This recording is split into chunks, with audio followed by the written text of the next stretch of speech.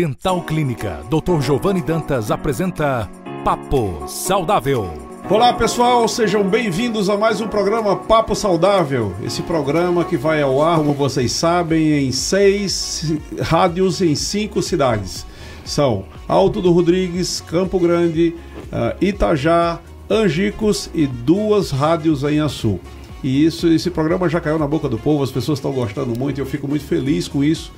Muitas visualizações no nosso podcast lá no YouTube. Então, se você quiser rever qualquer entrevista que aconteceu desde o começo do ano até agora, é muito simples, você vai lá no YouTube e você digita podcast Papo Saudável e você vai chegar no link de qualquer uma dessas entrevistas que você queira ver outra vez, tá? Hoje o tema é muito legal e todos nós passaremos por isso, se Deus permitir, né, Arildo? Se a gente tiver idade para isso, apesar de que a gente vai perguntar para ele também qual a idade que começa isso. Hoje vamos falar sobre geriatria. Estamos trazendo o Dr. Rovani Couto. Ele tem a primeira pós-graduação dele exatamente em geriatria e está fazendo a segunda, também em geriatria, no Hospital Sírio-Libanês, que é um dos melhores do mundo hoje e que tem uma estrutura fantástica. Ele vai falar um pouco para nós. Rovani ainda não atende Açu, somente em Mossoró, mas pelo grau de conhecimento dele é interessante que a gente converse um pouco com ele. Doutor Rovani, seja bem-vindo. Dê as boas-vindas para os nossos ouvintes. Olá, tudo bom? Eu sou, como o Giovanni já falou, meu nome é Rovani Couto, sou médico formado pela Universidade Federal da Paraíba e estou hoje na minha segunda pós-graduação em geriatria. Dessa vez eu escolhi o Hospital Sírio-Libanês pela referência que ele tem na geriatria e por ser também o primeiro hospital a disponibilizar de um pronto-socorro geriátrico. Então hoje lá nós temos o primeiro pronto-socorro geriátrico da América Latina. Muito interessante. Rovani, por favor, explica para nós o que é geriatria. A geriatria, num termo mais simples, é a especialidade do idoso. Certo. Quando a gente vai envelhecendo, quando a gente passa ali dos 40, 50 anos, nosso corpo sofre diversas transformações. Então, o que acontece? A gente vai perdendo a capacidade de se adaptar. Ou seja, nós diminuímos nossa massa muscular, nós diminuímos a quantidade de água no nosso corpo, a gente vai diminuindo um pouco a nossa capacidade cognitiva. A capacidade cognitiva é a questão, é memória, é o raciocínio, a capacidade da gente tomar decisões rápidas. Certo. Então, o que acontece? Quando a gente vai envelhecendo, a gente tem uma perca natural, certo, de parte dessas funções, né? Certo. Ou seja, a gente tem mais dificuldade para andar, tem mais dificuldade para fazer certas tarefas. Então, tudo isso a geriatria vai estudando, geralmente em forma de síndromes, que a gente chama de síndromes geriátricas. Pois não. Que é a questão do andar, da queda, da capacidade de fazer as suas atividades diárias, que isso a gente usa bastante, a capacidade de utilizar instrumentos como o celular, a internet, como você pegar um transporte e se locomover de forma natural. Perfeito. Normalmente, então, a gente poderia classificar como uma idade a partir tipo dos 40 anos, que seria interessante procurar um geriatra. É isso? Ou antes ou depois? Essa pergunta é bem difícil, até para a gente responder. Eu geralmente oriento a partir dos 50, 55 anos. Pois não. Que é geralmente quando começa a você sentir mais as alterações biológicas que a gente vai acontecer no nosso corpo. A partir dos 50, 55 anos é que geralmente a gente começa a sentir mais. Mas assim... Dores no corpo, isso, não é isso? Isso. O esquecimento, como você falou agora há pouco. Isso, a gente vai entrar depois nesse assunto. Isso a gente falando do envelhecimento não saudável, né? Tá. Porque assim, dor, esquecimento, a gente tem muito isso. A gente tá falando de dor, associa logo ao idoso, dor, certo, esquecimento. Mas o esquecimento e a dor não é algo normal. As pessoas têm que entender, e a geriatria traz isso para o paciente,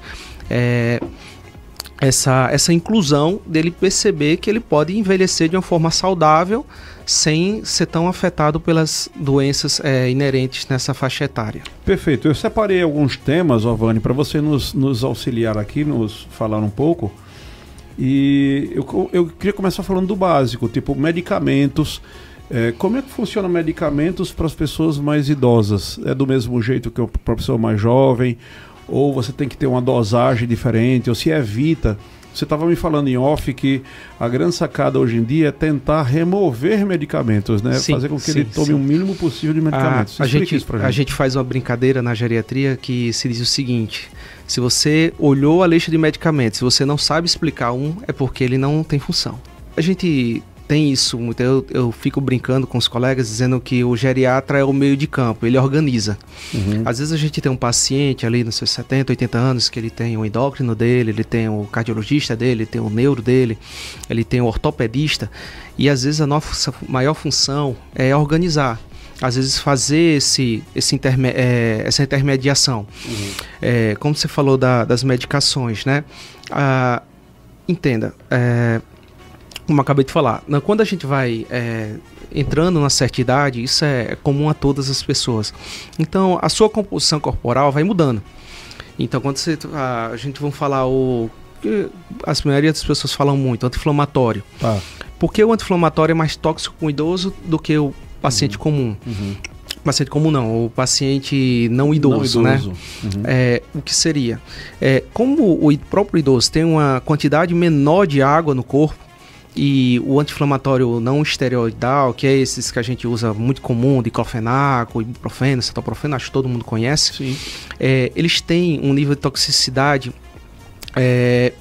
menor, ou seja, você dá uma menor dose e mesmo assim você tem uma maior chance de fazer uma toxicidade. Certo. Porque ele vai fazer um nível sérico maior, porque você tem menos água. A questão é que nem você pegar um copo desse, Perfeito. Você vai jogar sal, se você tiver menos água vai ficar mais salgada, Sim. mesmo você colocando a mesma quantidade. Sim. Então a gente tem um cuidado bem maior em determinadas medicações, justamente para evitar esses efeitos colaterais indesejados. Independente de tomar anti-inflamatório ou não tomar anti-inflamatório, mas seria interessante para o idoso tomar mais água do que o normal? Sim, na verdade a gente tem uma certa dificuldade para a gente fazer o idoso tomar água. Certo.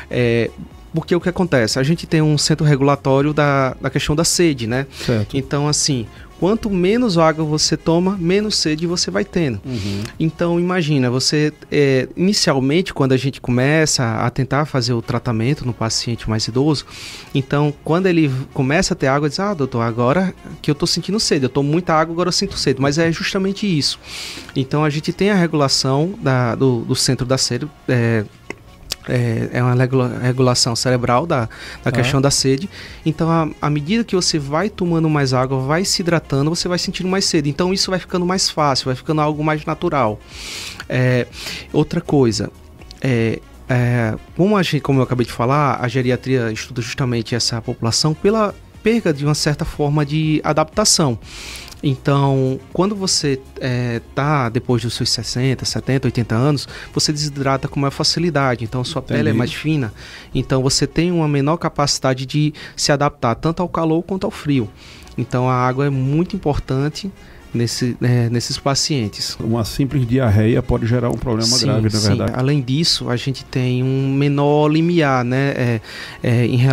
A gente tem uma maior fragilidade. Certo. Então, o que acontece? Às vezes uma desidratação no idoso pode causar um problema renal que num paciente mais jovem não causaria. Entendi. Então, assim, o paciente pode acabar sendo internado, tendo que ter uma intervenção maior. Vamos falar de dois temas bem interessantes aqui, né? Que são muito falados hoje em dia, que é Alzheimer e Parkinson. Eu, por exemplo, minha mãe, infelizmente, passou pelos dois.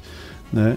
Fala um pouquinho para nós sobre Alzheimer. Vamos começar por Alzheimer. O Alzheimer é uma doença predominantemente genética. A gente sabe que o Alzheimer é em torno de 50% a 60% fator genético que a gente não consegue modificar. E a gente tem os fatores modificáveis, né? A questão do tabagismo, controle de diabetes, controle de pressão alta, obesidade, vida mais ativa, né? Evitar o sedentarismo, sono também, que é uma coisa hoje que não se falava muito, mas hoje a pessoa que dorme melhor tem menos chance de ter Alzheimer. Interessante. O Alzheimer, ele é uma doença neurodegenerativa, é uma doença progressiva. Ela geralmente vai aparecer ali entre os 70 e 75 anos. Geralmente nisso que ela vai começar a dar os seus primeiros sintomas. Mas a gente tem casos onde o paciente tem mais tarde, e a gente tem casos onde o paciente também mais cedo. É raro a gente ter Alzheimer com 50, 55 anos, mas pode ocorrer. Os sintomas do Alzheimer, geralmente, como falei há pouco tempo, às vezes a gente tem um certo preconceito em relação à memória do idoso. Então, acha que idoso é para esquecer. Então, às vezes, a gente acaba dando esse diagnóstico de uma forma mais tardia, justamente por isso. Então ele começa a esquecer bastante, a gente procurar um médico, né? E você tem condições de, a partir disso, de um diagnóstico precoce, retardar essa doença ou dar uma parada nela? Sim. A gente tem, de certa forma, como retardar. Mas não é bem como as pessoas imaginam. Eles acham que é assim, ó, eu descobri hoje que eu tenho Alzheimer, eu vou te dar uma medicação e essa medicação é quem vai fazer todo o trabalho. A medicação é mais para sintomas mesmo. Então a gente aumenta a cognição do paciente, faz com que ele tenha uma melhora da memória, faz com que ele durma melhor, faz com que ele tenha menos sintomas, que às vezes pode incluir agitação, pode incluir sintomas que lembram também uma depressão, né? O paciente fica ali mais catatônico, fica sem querer fazer as suas atividades. Então, o que acontece? Na hora que eu te dou essa medicação e faço um tratamento multidisciplinar, com fisioterapia, terapia ocupacional, com nutricionista, eu vou adiar a disfunção, que é quando a gente fala hoje da geriatria, a gente bate muito em cima da funcionalidade. Então, quando a gente pega esse paciente de Alzheimer e dá funcionalidade para ele, a gente consegue, sim, dar mais qualidade de vida e fazer com que, mesmo ele com a doença, fique mais tempo funcional, ou seja, que ele consiga fazer as suas atividades que tanto deseja. 2 perguntas sobre Alzheimer ainda. Eu vi uma pesquisa uma vez, eu não sei se isso é tão científico assim, né? Que falava que pessoas que leem bastante relacionava a pessoas que tinham primeiro, segundo e terceiro grau. E tipo 5% das pessoas eram pessoas que tinham o terceiro grau, 20% o segundo grau e 75% dos pacientes com Alzheimer, teoricamente, não sei se são verdade, você vai dizer isso pra gente, só tinha o primeiro grau, ou seja, eram pessoas que não gostavam muito de ler. Então, teoricamente, leitura e estudo poderia nos ajudar bastante. E a segunda pergunta, ainda pegando no mesmo embalo, se essas coisas tipo, se fala sobre palavras cruzadas e alguns joguinhos que poderiam ajudar a evitar Alzheimer, verdade nessas duas ou não? Ajuda bastante. E entenda, como o Alzheimer ele é muito genético, às vezes esses exercícios talvez não previna de você não ter. Tá. Mas às vezes ele adia os sintomas. Perfeito. Então o que acontece? Tem um certo viés, tem alguns erros em alguns estudos, porque o que acontece? Quando a gente também fala só na questão da educação, Sim. Os países onde as pessoas têm mais educação, Sim. as pessoas vivem mais. Então, quem vive mais vai ter mais chance de ter Alzheimer. Entendi. Inclusive, nossos avós, bisavós, tataravós tinham menos Alzheimer porque também viviam menos. Entendi. Então, o que acontece? Não chegava nem ao ponto de manifestar a doença. Então, o que acontece? Na hora que quando você estuda, quando você lê, quando você tem uma formação boa, quando você faz muita palavra cruzada, a gente fala muito da leitura, palavra cruzada, estudo, mas isso vale para tudo. Vale para aprender uma língua nova, vale para você que gosta, sei lá, de costurar, de jogar bola, e você tá ali querendo aprender algo novo, um ponto novo, um drible novo. Tudo que você faz, esse exercício mental, isso ajuda. Então, o que acontece? Quando você tem um nível intelectual maior, você tem uma reserva maior. Então, o que acontece? Quando você começa a ter o declínio, para você ter sintomas, você tem que passar de uma certa linha. Então, quando você tem uma reserva grande, então você vai demorar mais a cruzar essa linha e começar a apresentar sintomas. Perfeito. Então, o que acontece? Mesmo que você não conseguir prevenir o Alzheimer, você vai conseguir viver muito mais tempo sem sintomas. Ô, Vani, está sendo fantástico. Eu queria saber uma coisa mais sobre Parkinson agora. E aí, como é que funciona o Parkinson? Também tem a ver com essa idade do Alzheimer ou não? O Parkinson é uma doença bem diferente. Às vezes as pessoas falam, às vezes correlacionam bastante, porque todas as duas causam o que a gente chama de demência, né? Que é quando o paciente para de responder por si, né? Ele não lembra mais das coisas, não consegue mais comer sozinho, não consegue mais fazer o que tanto gostava, consegue mais pegar um táxi, não consegue mais pegar um ônibus, não consegue mais tomar as suas decisões. Então, o que acontece? O Parkinson é uma doença que tem um primeiro sintoma motor, né? Então, o paciente tem aquele tremor em repouso, geralmente unilateral, diferente. Às vezes as pessoas veem aquele paciente que treme todo, isso geralmente é tremor essencial, que é simétrico, ou seja, é igual dos dois lados. Quando é mais de um lado. E a gente tem várias outras manifestações do Parkinson, que é a dificuldade às vezes de deglutir, às vezes sintomas gastrointestinais, constipação, o paciente e às vezes vai ali tratar, acha que é uma disfagia normal, ou seja, um problema intestinal normal, mas na verdade ali às vezes pode já ser também do próprio Parkinson. O Parkinson, ele também evolui, é uma doença neurodegenerativa, é uma doença progressiva, entendeu? Tem tratamento, inclusive o tratamento dela é disponibilizado também pelo SUS, e quando o paciente ele é diagnosticado, ele pode pegar em qualquer farmácia. É uma doença também tem uma certa característica genética, não tanto quanto o Alzheimer, mas tem uma característica genética e assim, ele realmente vai progredindo, né? O paciente começa com tremor, vai aumentando o tremor, também tem os sintomas de paralisia, onde ele tem dificuldade de andar, que a gente chama ele anda que parece estar tocando um pandeiro, né? Ele vai dando aquele passinho curtinho e vai geralmente tremendo do lado das mãos. Entendi. Então assim, é uma doença que é terrível, né? Porque infelizmente hoje não tem cura, mas se a gente fizer um tratamento direitinho, um tratamento correto, às vezes a gente consegue dar muita qualidade de vida e bastante tempo de vida a esses pacientes, evitando assim as complicações. Maravilha. Rovani, o tempo aqui passa rapidinho e a gente não tem tanto tempo mais, mas eu queria fechar falando um pouco sobre osteoporose. Me parece que é algo principalmente em mulheres, mas também acomete homens. Eu queria que você falasse um pouco para a gente sobre isso. A osteoporose, na verdade, é a diminuição da densidade óssea, né? Então o osso fica, como o próprio nome da doença diz, fica mais poroso, né? É que nem aquela pedrinha pomes que a gente tem, ela parece muito dura, mas se você fizer um mínimo de força, ela quebra. A gente faz essa triagem para todas as mulheres. A gente tem um grupo de maior risco, que são as mulheres brancas, magras, e histórico também familiar. Homens é mais difícil acontecer, mas se tiver histórico familiar ou histórico de fraturas também, a gente faz essa triagem. A gente faz o diagnóstico por meio da densitometria óssea e, ao contrário do que as pessoas muito pensam, não dói. Osteoporose não dói.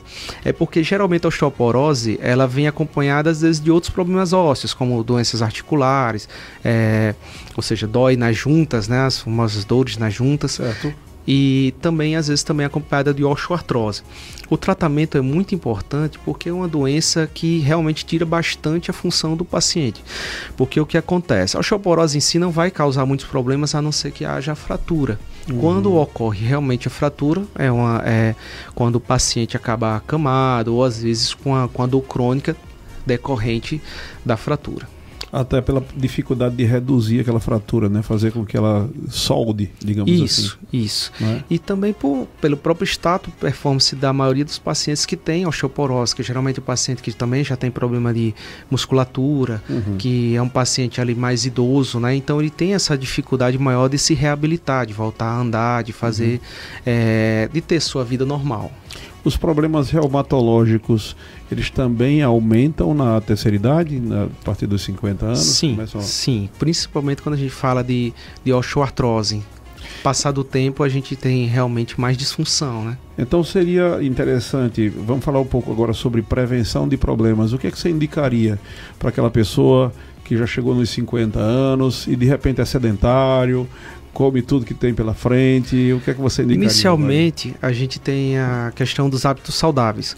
O que a gente sabe que não se tem dúvida nenhuma, estudo nenhum vai tirar essa verdade, que é a verdade absoluta, que é a questão do exercício físico, que a gente sabe que melhora, melhora tanto a parte de memória, melhora a parte de atenção, diminui chance de Alzheimer, diminui chance de Parkinson, diminui chance de evento cardiovascular, de infarto, de AVC.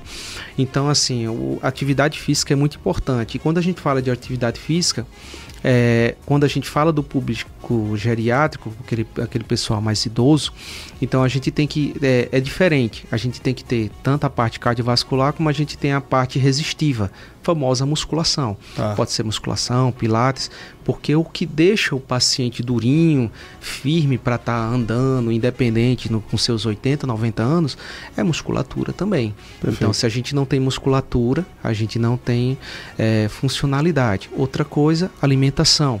Ou seja, a gente fala muito sobre dieta do Mediterrâneo, né? Eu acho que todo mundo já ouviu falar que é a dieta que é rica em óleos poliinsaturados, que nem azeite, castanhas.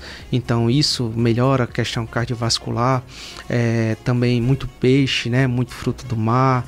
Então, assim, muitos grãos, né, crus, saladas cruas. Então, tudo isso faz com que a pessoa tenha um envelhecimento mais saudável. E também quantidade, né? A gente tem que comer de uma forma, o paciente tem que comer de uma forma não exagerada.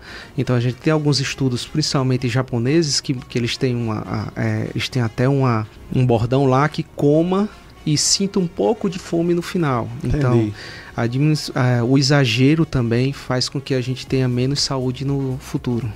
Maravilha. Super Rovani, nós chegamos ao final do nosso programa, que aqui o negócio passa rapidinho quando o assunto é bom. E eu queria que você, por favor, passasse para nós o teu telefone do consultório lá em Mossoró, caso alguém queira se dirigir até lá. Vocês já perceberam que o homem é conhecedor do assunto, né? E suas palavras finais aqui no nosso programa, por favor. O telefone do meu consultório é o 8133 84 9 8133 4578. Lá a gente vai passar todas as informações, como é que funciona. As pessoas têm muita curiosidade de saber como é a primeira consulta. Então a primeira consulta realmente ela é mais demorada, é aquela consulta de 1 hora e meia, onde a gente faz a avaliação geriátrica ampla. A gente vai perguntar tudo sobre sua vida, a gente vai perguntar todas as suas medicações, vai querer saber da sua vacina. Então esse primeiro contato, a gente é meio que uma conversa ampla. Então a gente vai querer saber tudo do paciente para dar o melhor. É uma consulta mais demorada inicialmente, né? Exatamente. Então vá preparado, que vai demorar um pouco. Muito bom. Rovani, muito obrigado pela sua vinda aqui, né? Fico feliz que você tenha nos dado esse seu tempo para nos esclarecer todas essas coisas que você fez hoje, né? E quanto a vocês que estão em casa ou nos vendo pela internet, saibam que na próxima semana nós estaremos de volta com o nosso programa Papo Saudável. Fiquem com Deus, até a próxima semana. Acabamos de apresentar Papo Saudável. Próxima semana, neste mesmo dia e horário, estaremos de volta.